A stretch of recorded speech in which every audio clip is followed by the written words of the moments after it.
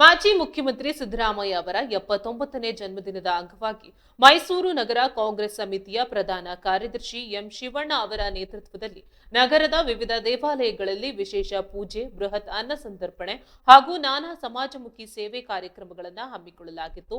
ಈ ಸಂದರ್ಭದಲ್ಲಿ ಶಾಸಕರಾದ K Harish Gowda, doctor D Thimmaiah, Chamaraja ವಿಧಾನಸಭಾ ಕ್ಷೇತ್ರದ ಕಾಂಗ್ರೆಸ್ ಅಧ್ಯಕ್ಷ ರವಿ ಸೇರಿದಂತೆ ಪಕ್ಷದ ಪ್ರಮುಖ ನಾಯಕರು, ಅಪಾರ ಸಂಖ್ಯೆಯ ಕಾರ್ಯಕರ್ತರು ಹಾಗೂ ಸಾರ್ವಜನಿಕರು ಭಾಗವಹಿಸಿ ಜನನಾಯಕ ಸಿದ್ದರಾಮಯ್ಯ ಅವರಿಗೆ ಶುಭ ಹಾರೈಸಿದ್ದಾರೆ.